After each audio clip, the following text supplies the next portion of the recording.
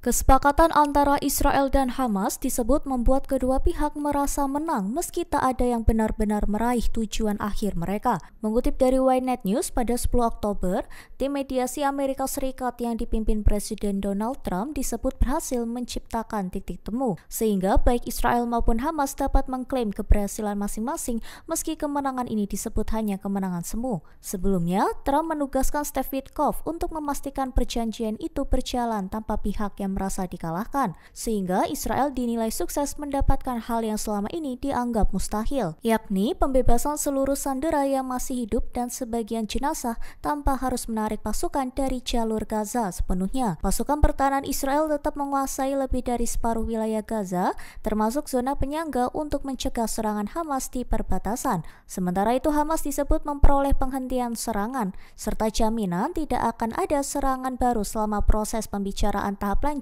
dari kesepakatan Trump berlangsung. Di satu sisi, pengamat menilai tanpa keterlibatan nyata dari negara-negara Arab dan otoritas Palestina, kesepakatan ini bisa menjadi jeda sementara sebelum perang berikutnya. Kesepakatan gencatan senjata Gaza yang digagas Amerika Serikat di bawah Presiden Donald Trump dilaporkan memicu perpecahan di internal pemerintahan Israel. Para pemimpin Israel disebut berselisih pandangan soal isi kesepakatan yang didukung Perdana Menteri Benjamin Netanyahu dan Menteri Urusan Strategis Ron Dermer.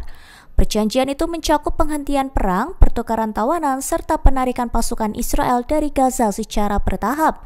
Mengutip dari Al-Mayadin pada 10 Oktober, Menteri Kehakiman Yair Levin, satu di antara sekutu terdekat Netanyahu, memuji kesepakatan tersebut.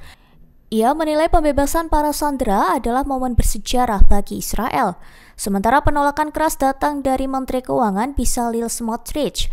Ia mengaku khawatir pembebasan tahanan Palestina akan memunculkan generasi baru pemimpin teroris. Smotrich menolak bergabung dalam perayaan kesepakatan dan menilai kebijakan itu beresiko bagi keamanan Israel. Smotrich juga menolak rencana Amerika yang mengarah pada kenegaraan Palestina, menyebutnya sebagai bentuk kembali pada kebijakan lama yang gagal. Di satu sisi, Menteri Pemukiman Orit Strok ikut mengancam akan keluar dari pemerintahan. Ia menilai tetap berada di kabinet yang menurutnya berkompromi terhadap keamanan nasional adalah tindakan yang tak bermoral.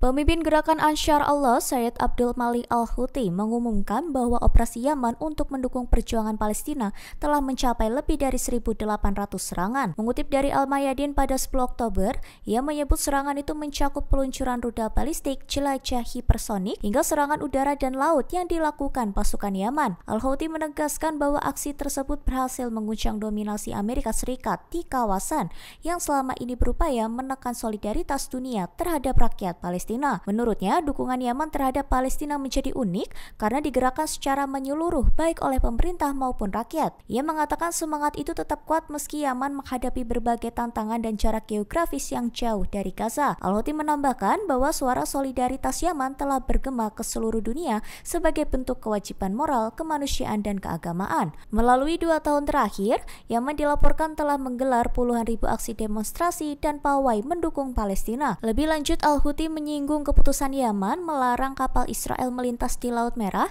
Teluk Aden, dan Laut Arab. Ia juga mengklaim bahwa serangan rudal dan drone Yaman berhasil menembus 5 lapisan sistem pertahanan udara sebelum mencapai wilayah pendudukan Palestina. Dampaknya, lalu lintas udara Israel terganggu dan sejumlah maskapai internasional disebut menghentikan penerbangan ke negara itu.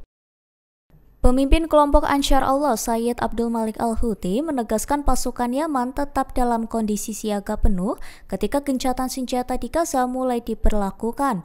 Ia menyampaikan bahwa Yaman akan terus memperkuat dukungan terhadap rakyat Palestina pada Kamis 9 Oktober 2025, serta menekankan bahwa bantuan kepada perlawanan harus berjalan secara stabil dan berkelanjutan. Menurut Al-Houthi, kesepakatan yang terjadi di Gaza menunjukkan kegagalan Israel dan Amerika Serikat mencapai target mereka selama agresi berlangsung. Ia menilai bahwa peran Amerika justru bersifat destruktif dan memperburuk situasi di lapangan. Ia juga menyebut musuh gagal membebaskan tawanan tanpa pertukaran, gagal menghancurkan kekuatan perlawanan, dan gagal memaksa rakyat Palestina meninggalkan tanah mereka. Al-Houthi menyerukan agar pasukannya tetap dalam kewaspadaan tinggi dan siap menghadapi setiap pelanggaran yang Israel lakukan. Ia menegaskan tahap saat ini bersifat kritis dan bersejarah sehingga dukungan terhadap rakyat Palestina harus terus dijaga. Menteri Keamanan Nasional Israel Itamar Ben-Gvir memperingatkan bahwa partainya akan menggulingkan pemerintahan Perdana Menteri Benyamin Netanyahu jika Hamas tidak benar-benar dibubarkan seusai perjanjian gencatan senjata Gaza. Peringatan itu disampaikan Ben-Gvir pada Kamis 9 Oktober hanya beberapa jam sebelum Kabinet Netanyahu menggelar sidang untuk memutuskan rencana gencatan senjata dan pembebasan tawanan dalam fase pertama kesepakatan tersebut. Ia menegaskan bahwa tidak akan mentolerir jika Hamas masih eksis dengan nama atau bentuk lain. Ben-Gvir menyatakan bahwa jika pembubaran Hamas tidak terjadi, pihaknya akan membubarkan pemerintahan Netanyahu. Meski mendukung pembebasan tawanan Israel, Ben-Gvir menolak pelepasan tahanan Palestina. Ia menuturkan bahwa Netanyahu telah berjanji secara pribadi kepadanya untuk memastikan Hamas benar-benar dihancurkan. Jika janji itu gagal ditepati, partainya akan menarik dukungan politik.